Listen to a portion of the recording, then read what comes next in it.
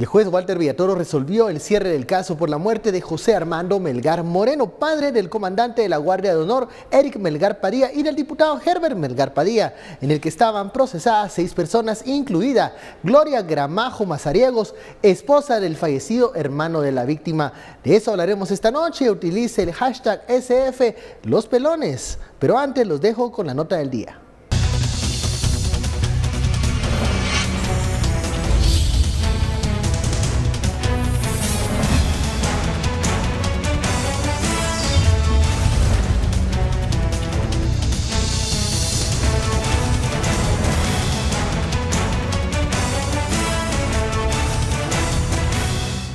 Dicto formal auto de sobreseimiento a favor de Rica Gloria Gramajo Mazariegos, a favor de Heriberto Sagastume Mártir, a favor de Cristian Boanerges Samayoa López, a favor de Hugo Leonardo Fonseca Cardona, a favor de Alan Juabani Cáceres Bielman y a favor de Freddy Sarabia Cardona. La decisión se dio a solicitud del Ministerio Público junto a los abogados defensores que demostraron la manipulación de la justicia. El Ministerio Público no encontró medios de investigación que los incriminen. El mes pasado se detuvo al exfiscal Ronnie López, acusado de obstrucción y denegación de justicia por haber manipulado capturas e interrogatorios. La CICIG afirma que el caso fue un montaje acordado con el general Eric Melgar Padilla, comandante de la Guardia de Honor, para inculpar a los detenidos en el asesinato de su padre René Melgar. El abogado Elio Samayoa señaló que tuvo reuniones privadas con Ronnie López, el Ministerio Público, la CICIG y Melgar Padilla. El señor Eric Melgar Padilla, un día me reuní con él en el capitalito que está en la calle Martín. Yo llegué solo. Cuando vi, el señor Eric Melgar Padilla me tenía rodeado de soldados. Aseguró que llegó preparado. Yo le digo, mi defensor, yo nada más quiero que me ayude con mi hermano. Y él me dijo, tu hermano es responsable, dile que cante. Yo no puedo perdonar a alguien. Previo a la resolución, se discutieron las excusas presentadas por los señores Melgar Padilla, así como una recusación en la que se aseguran estaba en proceso. Me llama la atención algo más. Es atrevido y aberrante el hecho, señor juez, que en este caso se ha indignado, según tengo conocimiento y según medio de prensa, un antejuicio en contra del señor juez. Están sacando conclusiones de un caso que no existe. Lo quieren sorprender, juez, señaló el abogado Salazar. Con esos argumentos, las partes coincidieron declarar en abandono el proceso para los Melgar Padilla y querellantes en el proceso.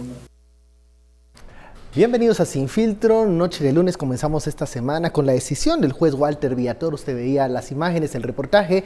Se cierra este caso denominado Los Pelones, pero la Fiscalía mencionó que la pesquisa sigue abierta para determinar quiénes son los responsables del asesinato del señor José Armando Melgar Moreno. De esto hablaremos y qué consecuencias tiene la decisión del juez Villatoro. La etiqueta SF Los Pelones. Damos la bienvenida a nuestros analistas.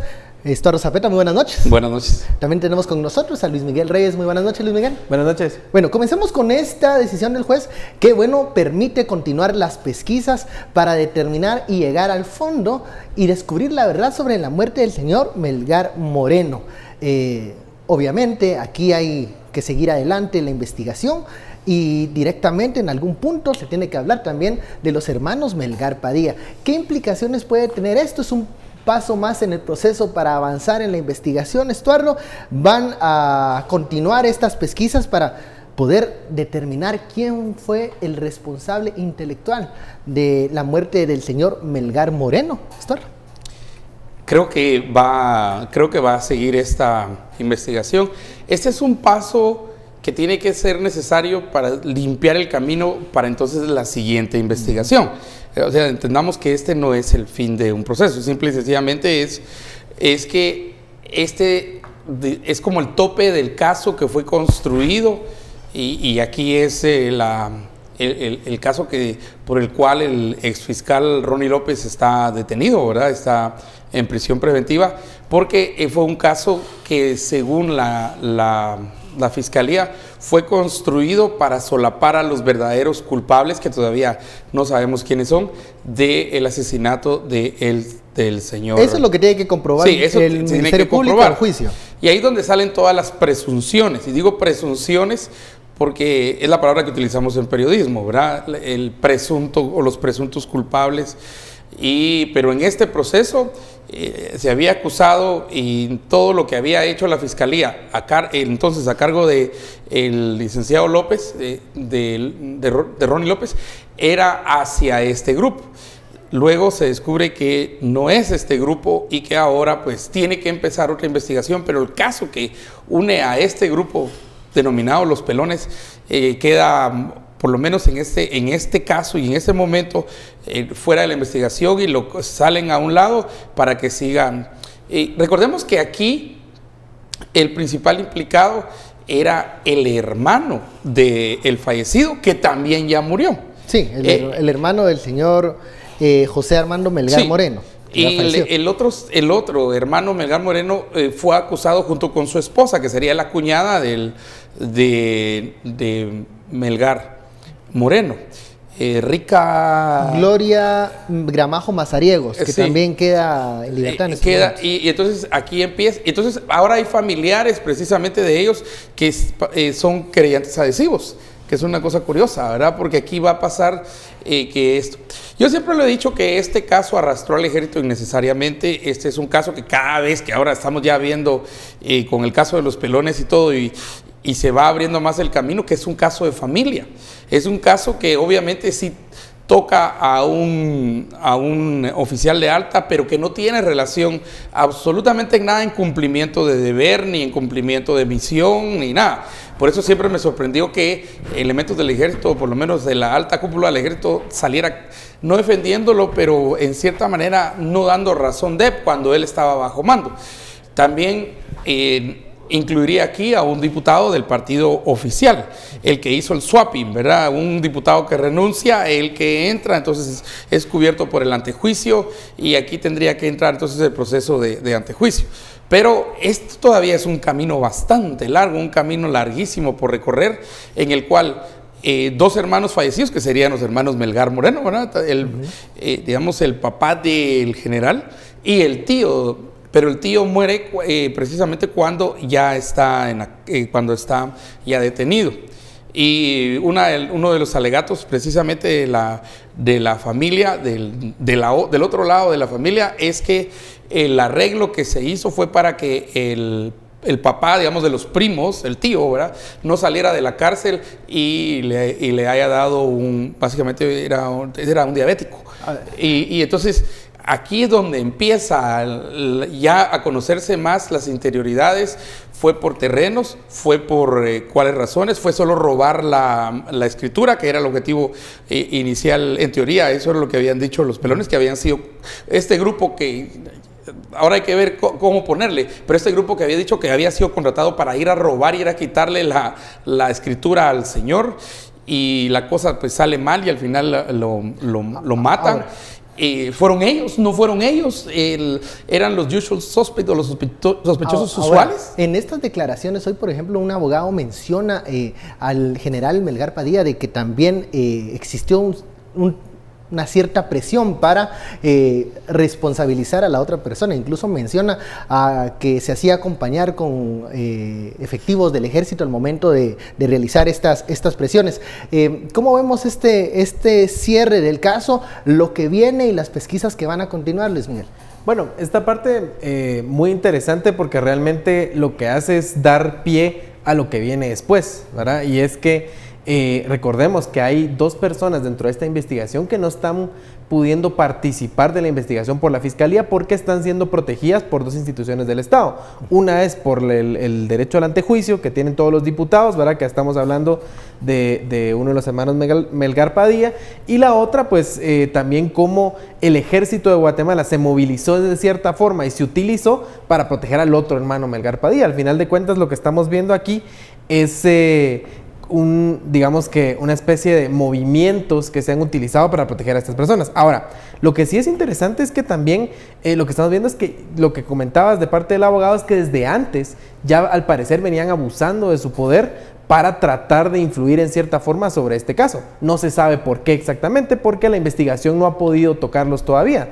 Pero sí es interesante lo que dice el abogado Helio Samayoa, donde se refiere a cómo se reunía en un restaurante con el general Melgar Padilla y él iba acompañado de soldados para poderlo intimidar. Ahora, creo que aquí lo que tiene que proceder es que finalmente se pueda avanzar en la investigación, que puedan pasar la solicitud de antejuicio y que se decida al final si el otro hermano va a final de cuentas a estar protegido por el antejuicio o no, porque es un tema que todavía está pendiente. Ahora, no podemos, lo que está claro es que ha habido cierto interés de parte de los hermanos Melgar Padilla por procurarse impunidad y además, pues por lo menos no responder ante las autoridades frente a estos llamados que se les han hecho para poder presentarse frente a las autoridades. Y eso sí es muy grave y es lo que me parece más delicado del caso. Lo otro, pues me parece muy bien que pueda quitarse, digamos, lo que estorba del caso y poder avanzar. Ojalá también se pueda avanzar en otras fases de la investigación. Los hermanos Melgar Padilla, cada quien en su respectivo video en diferentes tiempos, han argumentado de que son objeto de una campaña en su contra y que es incluso una presión para que actúen de cierta manera, una en el legislativo y otra desde el ejército de Guatemala. Pero no debería haber una postura más abierta para llegar a la verdad y al fondo de este caso, porque lo que se le señala presuntamente es un crimen muy delicado. Entonces yo creo que los hijos deberían de estar muy interesados en llegar al fondo de esto y determinar quién es el culpable intelectual de este hecho, de este asesinato. Sí, yo creo que una de las debilidades precisamente de nuestro sistema, y aquí es donde precisamente el Ministerio Público y la CICIG tienen que tener casos más allá del testimonial, o sea, fundar sus casos más allá del testimonio, porque el testimonio es débil. Hay muchas cuestiones y eso cualquier experto en psicología, cualquiera que haya estado en criminalística, en criminología, entiende que es fácil votar un testimonio. Primero porque a más distancia del hecho tenemos, se vuelve la memoria primero más selectiva en lo que va a decir y no va a decir, más defensiva, pero al mismo tiempo olvida hechos que son fundamentales. Entonces aquí sí habría que entrarle muchísimo a qué otra prueba, a qué otro tipo de prueba, sobre todo prueba científica, se tiene para este caso. Y yo creo que aquí es donde cada vez más y más el Ministerio Público, el MP, van a tener que hacer de este caso. Lo cierto es que la acusación es que se construyó un caso para incriminar a un grupo, que serían los pelones, y que ahora descubren que el caso fue creado principalmente esa es la acusación, por un fiscal, ¿verdad?, en el poder, y eso es con la presunta participación de los familiares. Ese es el caso que tenemos aquí. O sea, muchas gracias a los net centers y a todos los que están ahí escribiéndonos. Y a los net centers, aquí entre paréntesis les quiero decir muchas gracias, señores. Cada vez que ustedes net center nos escriben, nos mencionan, ustedes nos elevan. ¿Ya? Y nos elevan, creo que muchas veces no es su objetivo.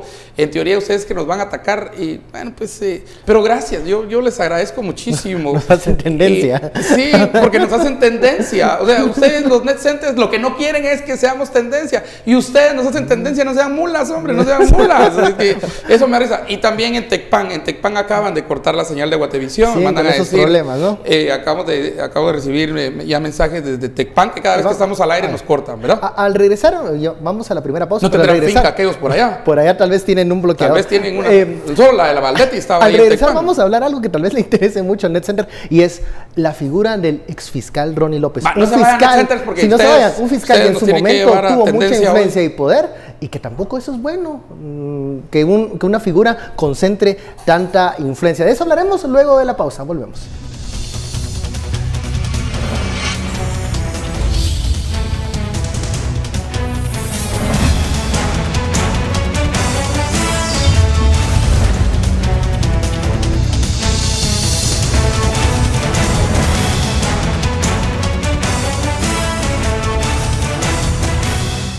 pero ellos son los asesinos. Armando Melgar Padilla, Herbert Armando Melgar Padilla, Alfredo Melgar Padilla, la señora Judith Padilla de Melgar, Araceli Melgar de Larrazábal, ella es la asesina. Aquí no hay nada de herencia.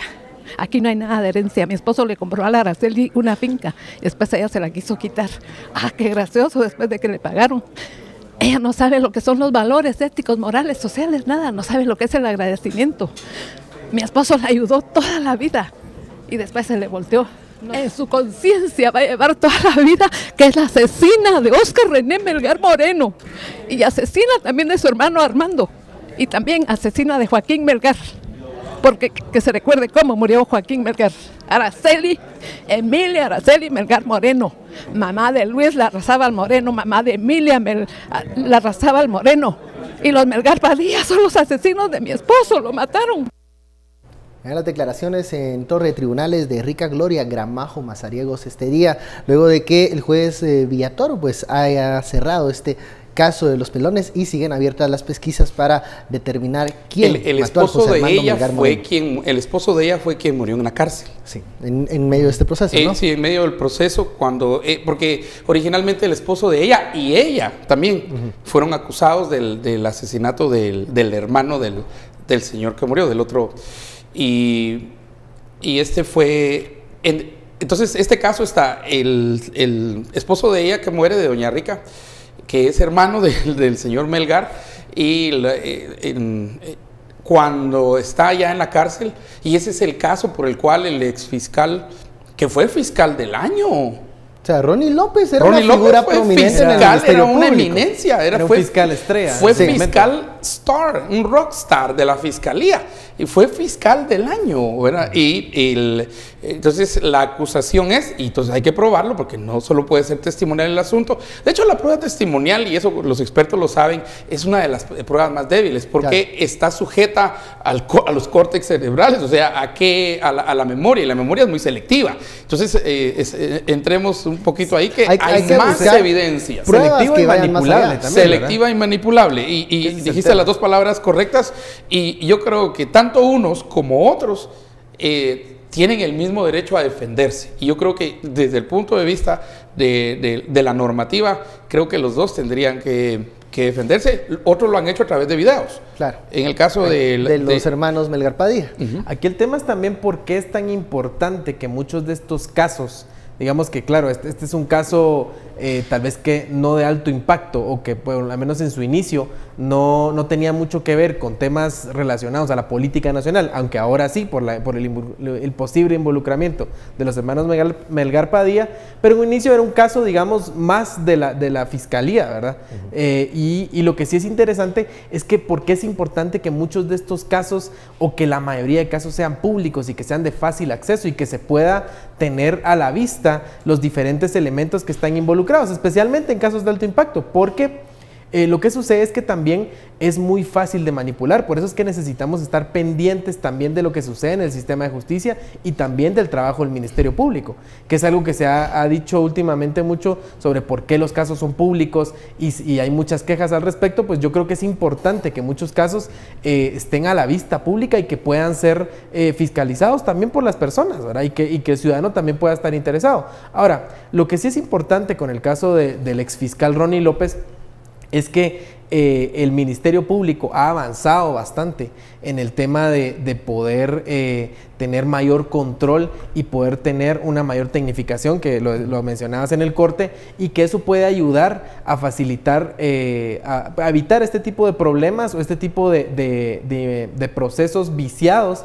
que se han dado y que se dan por muchos años. Esa ha sido una queja constante a lo largo de los años, y esperemos que con el tiempo, con la ayuda de CICIG, que también es uno de los temas que está aquí para fortalecer la actividad del Ministerio Público, se pueda llevar a cabo un proceso de fortalecimiento que ayude a limpiar este tipo de problemas que hay en el Ministerio Público, porque no podemos pensar que, a pesar de que hoy el Ministerio Público es protagonista de los temas nacionales, no existen todavía este tipo de problemas. Seguramente todavía es una institución que puede ser permeada por grupos del crimen organizado, por influencias que puedan existir, porque al final de cuentas son bastantes fiscalías y que pueden ser totalmente manipuladas por distintos grupos. Recordemos la fiscalía del señor Carlos de León, ¿no? O sea, vayámonos un poco hacia atrás.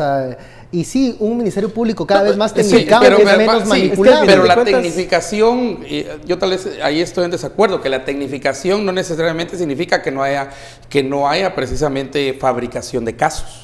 Y de eso tenemos que cuidarnos. Por ejemplo, cuando los casos se basan en lo que decías, es solo la prueba testimonial. La prueba testimonial es parte de todo un proceso de investigación. Y aquí va para don Iván Velázquez o Garzón o el que siga después de él, Garzón y asociados, los que vengan de España y toda esta gente que va a venir, que los casos no pueden ser construidos solo sobre prueba testimonial, que nos va a echar penca ahí porque decimos, que no sé qué, no. Precisamente ese es el punto, que el caso no puede ser construido solo sobre prueba testimonial por los dos conceptos que dijiste de la mente. Y uno cuando estudia la mente se percata, y yo lo hago con muchos de mis estudiantes, cómo nos engaña la mente misma y nos hace ver cosas que no están ahí y nos hace no ver cosas que están ahí. Por ejemplo, hay que hacer la distinción de que un testimonio es muy diferente a ser un colaborador eficaz, porque el colaborador eficaz tiene que comprobar lo que dice. El colaborador eficaz tiene que tener a la vista pruebas físicas que pueda entregar para poder, ser beneficiario, ¿verdad? No va a tener acceso a ningún privilegio. Siempre sacan el caso de Monzón, pero Monzón cada declaración que daba iba acompañada todo el MP y todo, con las computadoras, con los documentos y con los cheques y con todo eso. La famosa computadora de ECO donde iban todas las pruebas. Toda la información. Sí es un tema bien importante. Ahora, lo que sí, digamos, volviendo al tema de la tecnificación, ¿por qué sí es importante? Porque conforme el Ministerio Público vaya adquiriendo mayores capacidades técnicas para hacer investigaciones más sofisticadas, que es un poco lo que hemos visto. Por ejemplo, a mí me sorprendió en el caso del transurbano, al ver la conferencia de prensa, ver toda la estrategia que habían hecho de seguimiento del dinero a través de distintos lugares del mundo, incluso en Malta, ¿verdad? Donde tenían ya un proceso de traducción de textos que venían de Malta para poder continuar con la investigación. Entonces, sí es bien importante que el Ministerio Público pueda ir adquiriendo estas técnicas para poder mejorar y afinar sus investigaciones. Sí, no, mi punto no es que no se tecnifique, al contrario, la tecnificación siempre va a apoyar, pero mi pregunta es si la tecnificación va a evitar que hayan fiscales casos mañosos creados. o casos creados. Eso es la depuración constante de la institución. Sí, eso viene de una contrainteligencia, eso viene de otro proceso. Y yo creo que aquí es lo que los jueces y todo eso vayan a decidir, porque el caso sigue, ¿verdad? Pero también las implicaciones políticas, que yo creo que son las más importantes, porque aquí esto toca al mismo presidente, toca a la juntita. Claro, y es que eso es muy importante también. Aquí era un caso que inició como un caso digamos, de un homicidio, un familiar, un tema por una herencia, supuestamente, y que resulta tocando incluso a la junta militar que supuestamente rodea al presidente Morales y además a un comandante del ejército de un cuartel muy importante. Entonces, al final el caso se vuelve un caso de alto impacto conforme la investigación avanza, y lo importante es que pueda avanzar más una vez se puedan estas personas, digamos, dejar el derecho ante juicio, pues a través de un proceso normal y poder ser investigado. Esto incrementa su importancia o su impacto porque uno de los señalados no está aclarando este tema en las instancias de justicia, sino que dice simplemente: yo estoy blindado y yo tengo un derecho, un privilegio que no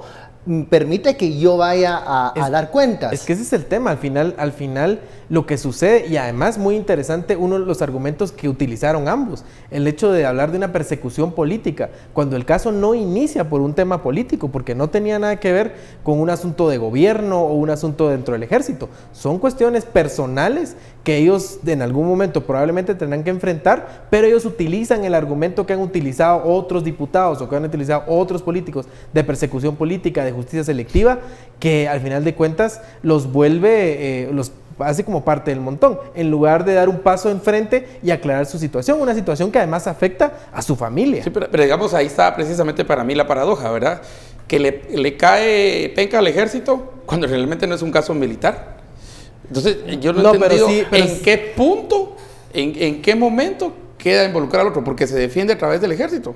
Porque Aunque- es general, es comandante. ¿Crees que sea una estrategia querer enfrentar instituciones? Por ejemplo, yo, afectado, señalado, me protejo bajo la institución castrense y entonces la institución castrense va a recibir el golpe mediático de los señalamientos de MP y CICIG y no yo. Pero esa sería la estrategia más tonta por parte del ejército. Pero la actitud, bueno, no, porque el arrastra toda la el ejército institución. no creo que le interese, pero yo como quererme blindar, Claro. sí me interesa. Pero ¿cuál fue la actitud del ejército también? Porque tampoco lo pusieron a disposición de las autoridades lo más rápido. Es que eso es lo que había procedido, dar la orden en el momento. Pero se dio un tiempo suficiente para que el señor se escondiera un día o una cosa así. Y luego salen con el tema de que él tenía inmunidad y todo. Algo en donde él se esconde. Entonces tampoco hubo una actitud muy sí, de mucha colaboración, sí, digamos, con las autoridades. Pero entonces, ¿por qué no estamos hablando del Congreso? ¿Por qué no estamos diciendo qué Congreso que está defendiendo a Melgar? Yo siento que el Congreso... más bien lo que se dijo en su momento es que ¿por qué él pasa a ser diputado? En aquel corrimiento que fue sospechosísimo. Claro, pues en el swapping, uno sale de diputado y entra, casualidad que le toca a este y eso se en la lista de corrimiento de diputados. Y entra y eso le da inmunidad, eso le da el derecho de antejuicio. Yo creo que en ambos casos. Pero ¿de dónde viene? Viene de la rosca del presidente. Por eso digo que las implicaciones políticas al final jalan a mucho más gente. Y las implicaciones políticas, es cierto, lo entiendo tuiteros, sí jaló al ejército. Fue una mala decisión, fue una falta de tino por parte de la institución, que ahora al final pues cae en las mediciones públicas, ¿verdad? De instituciones que siempre se había mantenido alto en las instituciones del Estado, que son medidas. Este caso realmente, y también desmoraliza a la gente de adentro, digamos a la mayoría que son buenos oficiales que quieren trabajar, que están institucionalmente ahí. Pero si uno ve al ejército, ¿por qué no ve al Congreso también?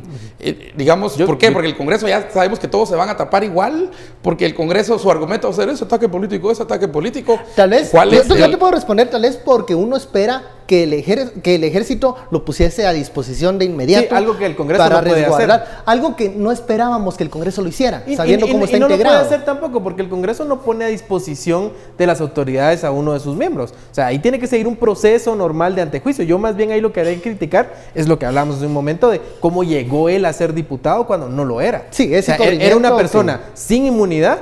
Y por una cuestión hay un movimiento que hicieron ahí de piezas, él llega a ser diputado y de repente tiene inmunidad. Es que esa es la cuestión que tenemos que cuestionar aquí, lo que tenemos que cuestionarnos.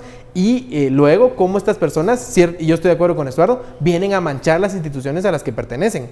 Y no solo Melgar y Padilla, porque ¿cuántos diputados hay en el Congreso que no se animan a renunciar y a ponerse a la disposición de las autoridades para dilucidar su situación? Pues hay que tomar el ejemplo. Más interesados deberían ser ellos. Hay que tomar el ejemplo de gente que ha renunciado y se ha puesto a disposición. En la Corte Suprema de Justicia, hay magistrados que han renunciado para decir aquí estoy, para enfrentar la norma. Selvin García de Creo también renunció hace un tiempo a su puesto como diputado para enfrentar la justicia y ahí está guardando prisión preventiva. Creo es el partido que dice Telma Aldana que le habló para que sea candidata presidencial. Lo dijo en la Kermés. Que dijo que no iba... Lo dijo en la Kermés. Sí, lo dijo en la Kermés. Pero dijo que no iba a aceptar. Hay que ver, hay que esperar. Sí, pero dijo que con Creo no. Así que... No le crea, creo. No le crea, creo. Vamos a la segunda pausa de la noche. Al regresar, les comento, se encadenaron ahí unos señores en el parqueo del Congreso. Vamos a ver qué resultados tiene eso finalmente. Volvemos luego de la pausa.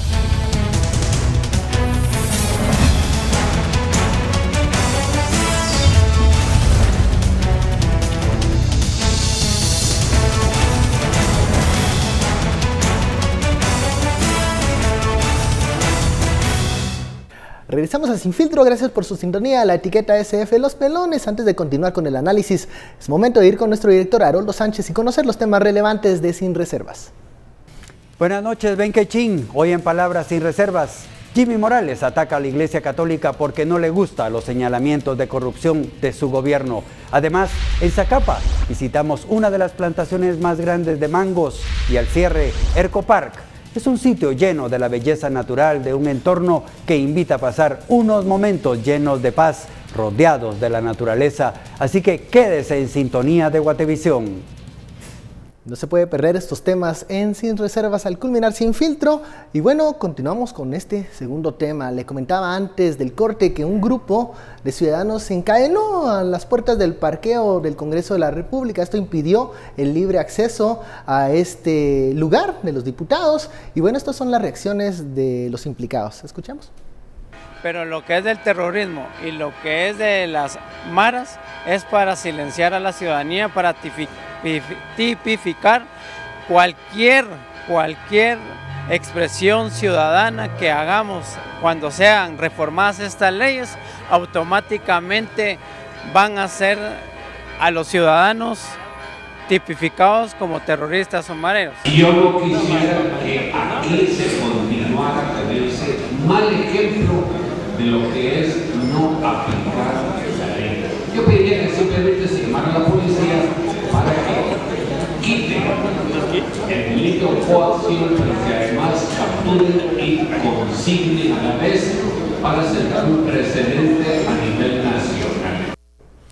Regresamos, bueno, usted ya escuchó las declaraciones, uno de los participantes de esta encadenada en el parqueo del Congreso, y también la reacción del diputado Linares Beltranena, que dice esto no puede suceder. Si, incluso da un ejemplo, si él se encadenara en las rejas de la Casa Blanca sería pues detenido inmediatamente. Entonces, hablemos del tema de este tipo de manifestaciones. ¿Qué tan efectivas son? ¿Son más mediáticas? ¿Buscan realmente presionar a los diputados? ¿Tendrá algún efecto? Estos grupos que hoy manifestaron encadenándose estaban en contra de dos leyes específicamente, las modificaciones a la ley de antejuicios y también esta iniciativa de ley en contra de actos terroristas. ¿Qué tan efectivos son estos movimientos? Bueno, es difícil medir la efectividad, definitivamente llaman la atención de los medios, llaman la atención de los diputados, que eso es importante. Ahora, yo creo que los dos temas que estaban discutiendo eran muy importantes, ¿verdad? Ambos mostraron, pues, tenían un rechazo importante de parte de la población. Ahora, lo que pasa es que estas son manifestaciones todavía muy pequeñas. No es la primera vez que, recordemos que no es la primera vez que dejan encerrados a los diputados ahí, solo que la vez pasada no fue una o dos personas, sino que fueron varias personas. Y yo creo que, bueno, claro, estas iniciativas de ley todavía están en proceso, ¿verdad?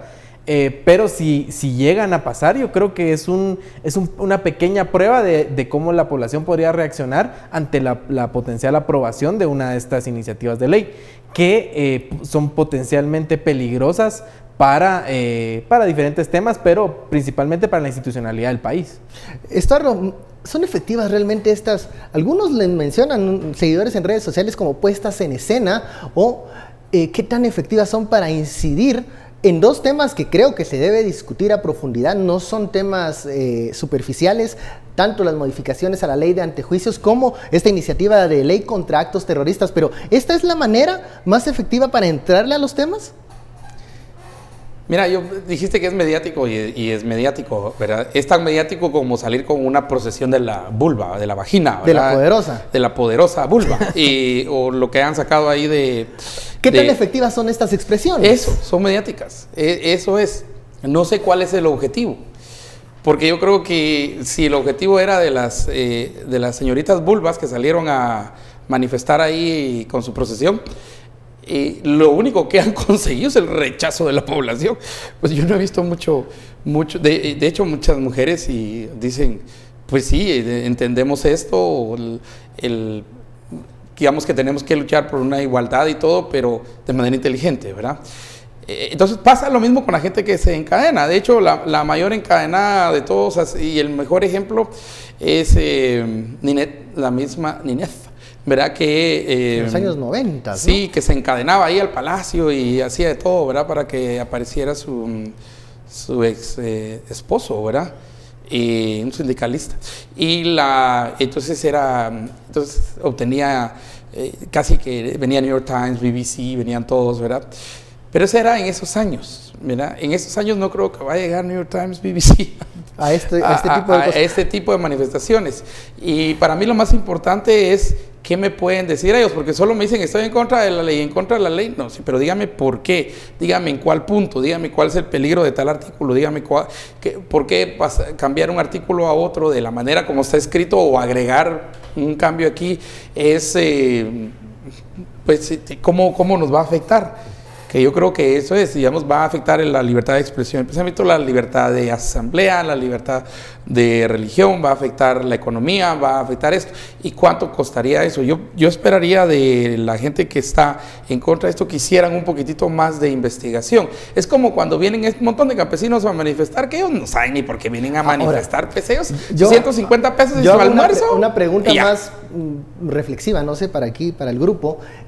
Si llegase una propuesta de esta naturaleza, como mencionas tú, Arlo, con los objetivos y los puntos específicos en donde hay cierta preocupación, ¿tendrían el mismo efecto mediático? Y hablo incluso del trabajo de la prensa.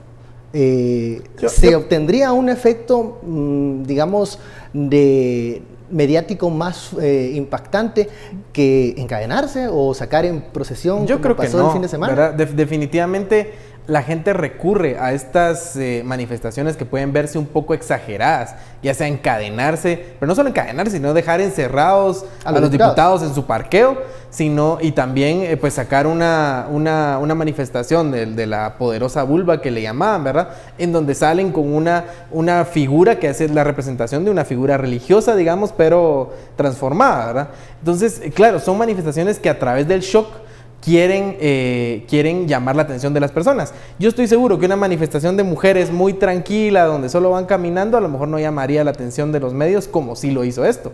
Y es que otra cosa, no solo llamó la atención de los medios, hablando de la otra manifestación del Día de la Mujer, también llamó la atención de la Conferencia Episcopal, que sale a dar un comunicado sobre el tema donde se sienten profundamente ofendidos por lo sucedido. Y seguramente un montón de personas religiosas también. Ahora, con el tema del encierro de los diputados en su parqueo, pues también es un tema donde ya se están provocando problemas a otras personas. Aquí yo creo que lo importante es ver cómo la libertad de expresión es muy importante, ¿verdad? Es un derecho que debemos cuidar, pero la libertad de expresión tiene ciertos límites. Yo, por ejemplo, comparando ambas manifestaciones, en el caso de las mujeres, creo que ahí es una manifestación, una sátira, una burla, que no tiene ningún problema y que no debería ser limitada ni prohibida, pero con un agravante que me dicen por aquí en las redes que algunas de estas mujeres estaban pintando paredes y manchando temas, incluso vandalizando cuando pasaron por la catedral. Yo no he visto, pero me están diciendo por aquí. Entonces, digamos, ahí es donde ya se cruza la línea entre lo que es una manifestación pacífica y una que es simplemente ir caminando y decir algo, a una manifestación que ya daña algo. Lo mismo este señor que está bloqueando la salida de los diputados, pues también ahí es donde ya la fuerza pública puede intervenir para quitarlo del lugar y poder abrir la puerta. Claro, el problema es que aquí hemos cercenado el poder de actuación de la fuerza pública, porque han habido ocasiones en donde, digamos, se bloquea una carretera por horas y horas y la fuerza pública no hace nada simplemente porque no quiere meterse en problemas de utilizar la fuerza, y es que tampoco hay procedimientos adecuados para poder quitar a manifestantes que se están pasando de la raya. Y es que el tema de la libertad de expresión tiene un límite también, no hay derechos absolutos, los derechos tienen límites, y en este caso cuando se está agraviando a otras personas, muy diferente es que una marcha, por ejemplo, interrumpa el paso por algún tiempo, ¿verdad?, a que adrede se quiera tapar una carretera por horas. Entonces también sí debemos reflexionar sobre cómo utilizamos el derecho a la libertad de expresión y de cómo en ciertas ocasiones la fuerza pública debe entrar a poner orden, ¿verdad? Por ejemplo, destapar una carretera que está siendo tapada, una carretera principal que está siendo tapada por horas, o la salida de un estacionamiento, que es importante. Eso es debatible, porque en qué momento, en qué circunstancia tiene que actuar la fuerza pública. Escuchábamos las declaraciones del diputado Linares Beltranena y él era tajante que de inmediato debían de entrar las fuerzas de seguridad para pues liberar la entrada del parqueo del Congreso de la República, pero aquí se puede caer en otro tipo de incidentes, claro, a los que no se quiere llegar. Entonces, ¿estamos preparados para esos momentos de tensión? Es que es lo que pasa, perdón, es lo que pasa al final de cuentas, que si la fuerza pública interviene, van a empezar ahí un jaloneo con el señor y todo, y la persona va a decir que lo están abusando cuando él está tapando una puerta. Entonces, digamos, sí hay que tener cuidado y tener procedimientos especializados para esto, ¿verdad? Muchas veces lo que pasa es que simplemente lo dejan estar. Yo recuerdo que cuando fueron a manifestar, cuando manifestaron los de Villanueva en contra de instalar una cárcel que no es ni de máxima seguridad, sino era precisamente para una cárcel de delitos menores, o sea, una cárcel donde de plano iban a llegar los borrachitos, iban a llegar los que no han dado gasto en la casa o cosas así, ¿verdad? Y la gente salió, pero encendida en patrio ardimiento, a pelearse con la autoridad, y la autoridad llegó y los quitó. Y nuestro gran cuestionamiento era aquí que cuando sale Codeca y salen nosotros, la autoridad no sale y los quita. Entonces, aquí la pregunta es, ¿por qué en algunas circunstancias con este señor que se amarró ahí sí, los vecinos de Villanueva sí, Codeca y Conic y Cook y Joviel y asociados no?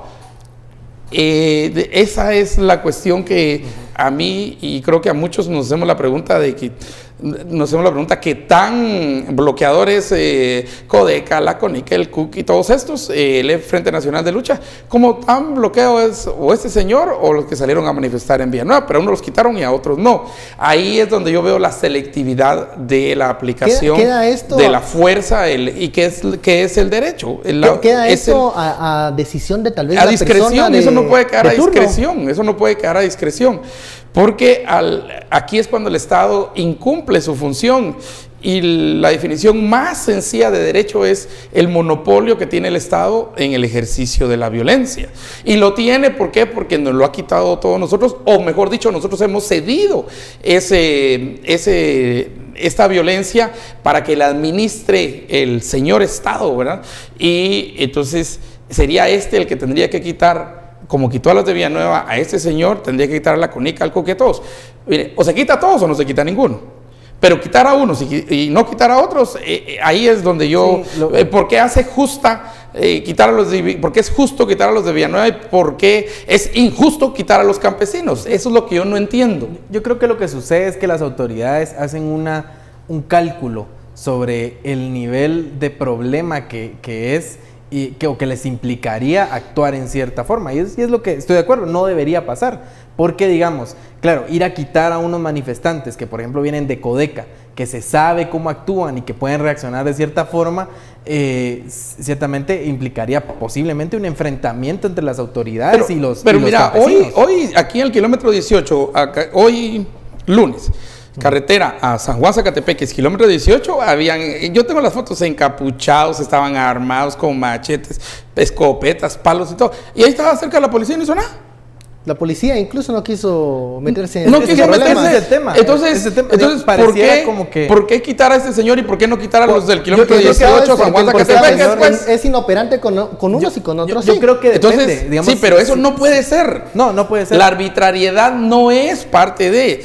Tienen una norma y la tienen que cumplir. Entonces quitaron a las de Villanueva, van a quitar al señor, tienen que quitar a Codeca, Conic y a todos. Para mí es la aplicación la idea no es justificarlo, pero es que yo no sé si tienen las herramientas adecuadas o el entrenamiento adecuado para llegar, por ejemplo, a enfrentarse a un grupo de encapuchados que están armados, digamos, o sea, con las implicaciones que esto puede tener alrededor, más bien dejarlos actuar. O sea, no es una justificación, más bien creo que deberían tener las herramientas adecuadas y el entrenamiento para poder llegar e intervenir en cualquier tipo de situación. ¿Y qué pasa cuando esos encapuchados están amenazando la seguridad y la vida de los ciudadanos? Ausencia de las fuerzas de seguridad. Ausencia no, ya estaban. Pero la ausencia al no incursionar es estar ahí como pero santo, ahí estaban, parado. O estaban condonando y estaban aprobando la actitud de los encapuchados. Estar presentes y ser inoperantes. A ver, vamos a la segunda pausa, tercera creo ya. Regresamos, nos dicen que en Santa Rosa no hay señal y que en la zona 2 está yendo la señal por momentos, pero usted, si nos quiere seguir escuchando, puede irse a Facebook Live, ahí nos estamos todo el tiempo, Net Center, volvemos luego de la pausa.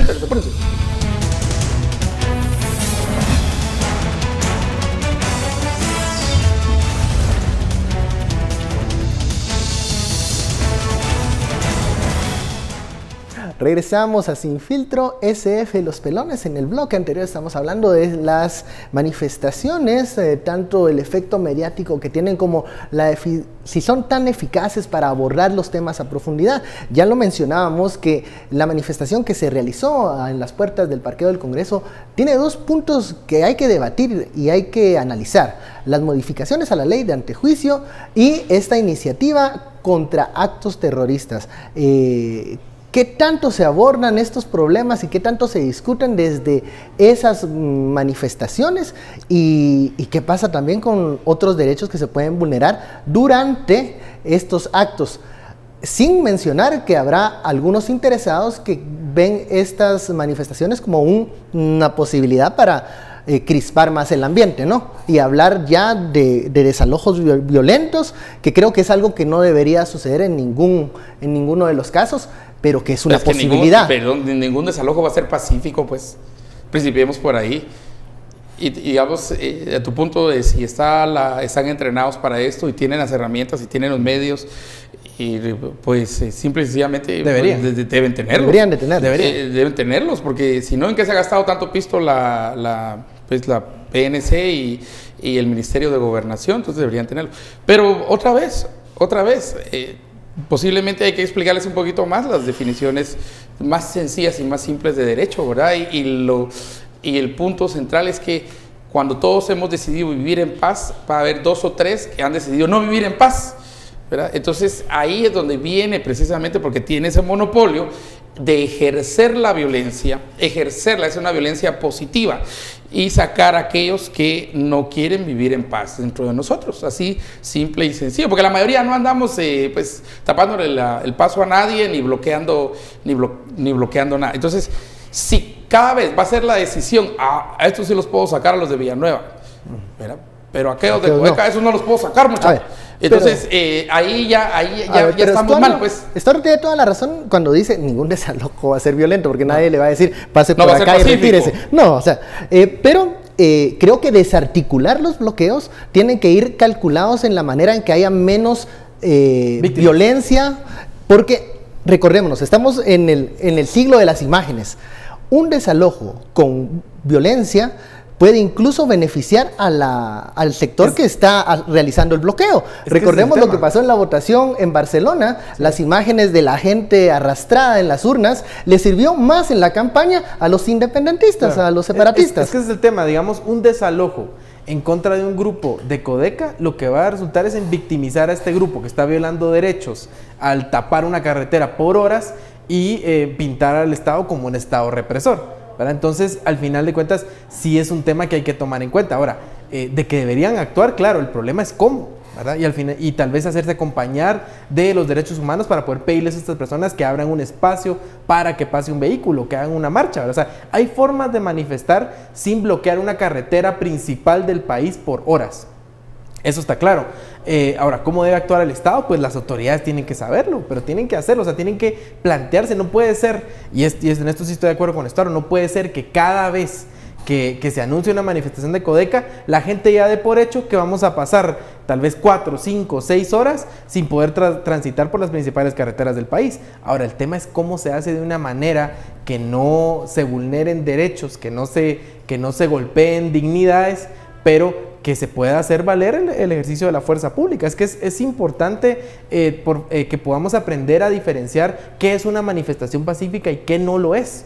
O sea, por ejemplo, una marcha que satiriza a una religión incluso, eso es una manifestación pacífica que si bien puede ofender personas, pues no está violando ningún derecho. Ahora, si esa marcha en su paso vandaliza alguna pared o por ejemplo pasa vandalizando la catedral, que me decían que algo así sucedió en esta marcha, no lo sé, no lo puedo asegurar, pero me dicen personas aquí en las redes sociales que así fue, pues entonces ahí es donde ya cruza la línea y ahí es donde las autoridades tienen que actuar. Pero por lo demás, si una manifestación, unas personas están caminando con una sátira de una religión o de un político, lo que sea, pues es una manifestación pacífica que debería dejarse suceder, y que aunque hayan personas ofendidas, pues no pueden hacer nada al respecto, porque vivimos en una democracia y pues se deben escuchar diferentes voces dentro de esa democracia. Dice Laura, muchas gracias, nos envió las fotos ahí de las pintas en pues ahí están.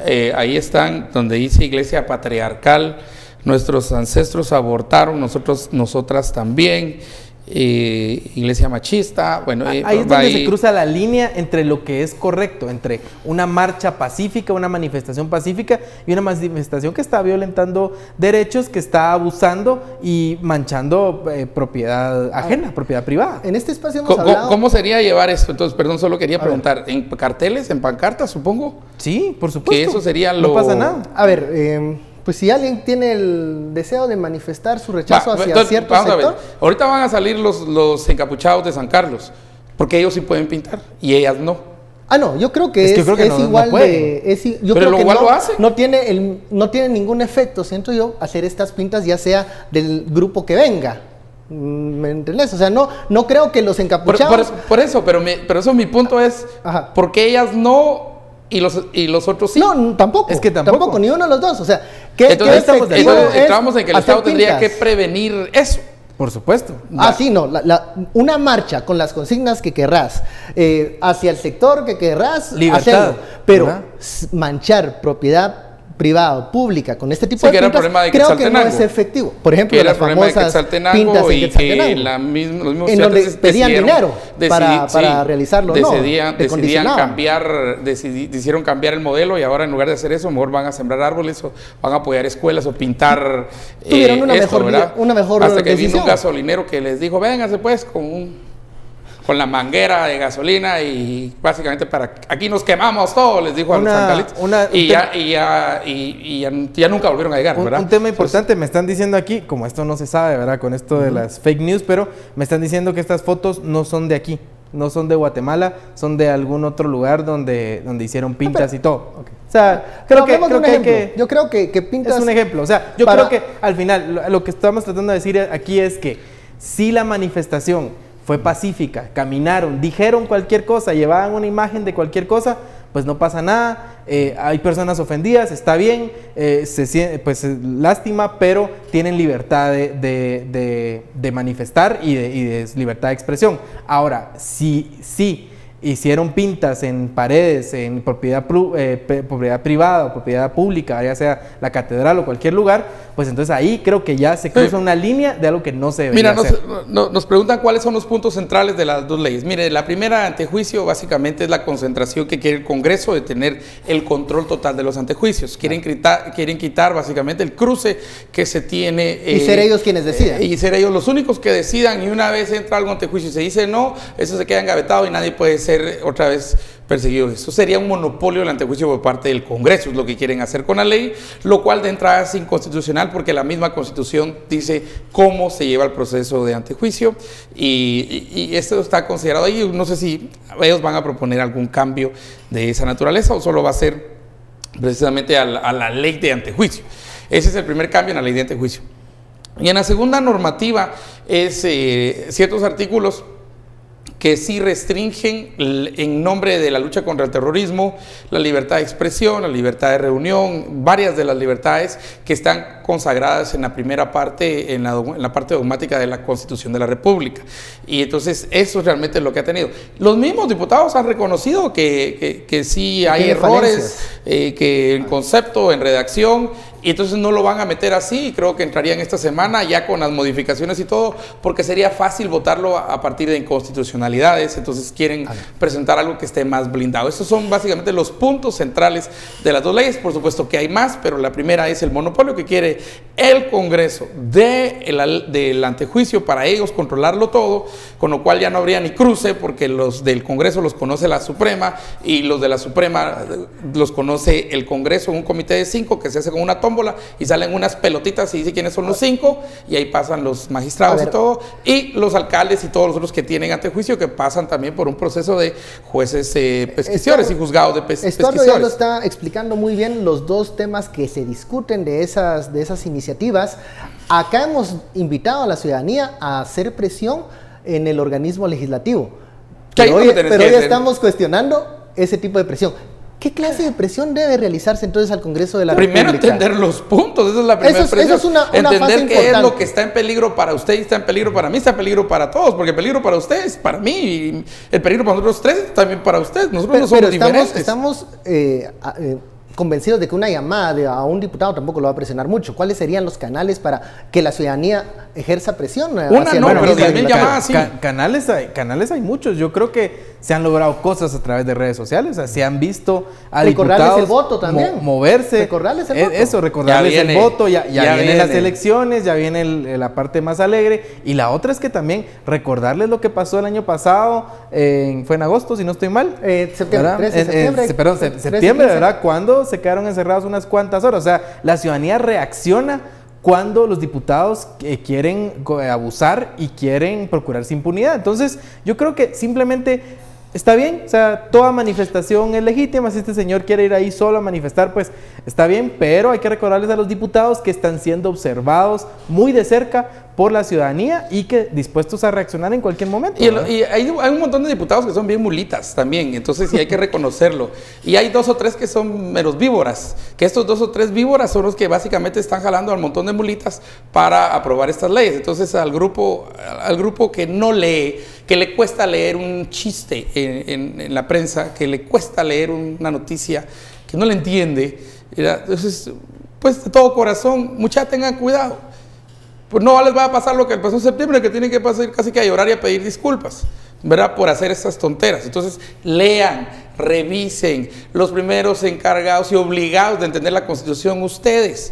Ya, si se metieron a diputados, la primera obligación de ustedes es conocer la normativa y las normativas que van a aprobar, porque en lo que decís, ¿cómo se llama? En septiembre salieron todos diciendo, es que no lo leí, es que no lo leí, es que no lo leí. Así pasa. Sí, pero eso ya no debe pasar. Levantan la mano. Entonces, y no saben ¿saben por qué? Porque cada vez que eso pasa, las víboras y los placarancitos que están ahí se aprovechan de ustedes. Y no van a salir a defenderlos después. Bueno, hemos llegado al final de esta hora de análisis. Muchísimas gracias, Estuardo, Luis Miguel. Bueno, nos dicen, antes de terminar, de que mañana se tienen previstos bloqueos por Huehuetenango, costa de Huehuetenango, en la parte costa de Huehuetenango. Solo por robar un segundito, solo aclarando, porque me están insistiendo mucho, las fotos de vandalismo por tema de patriarcado son de Costa Rica, no de Guatemala. Ok, bueno, aclarado ese punto, pero sí era válido discutir el fondo del ejemplo. Bueno, muchísimas gracias, quédese con Sin Reservas. Feliz noche.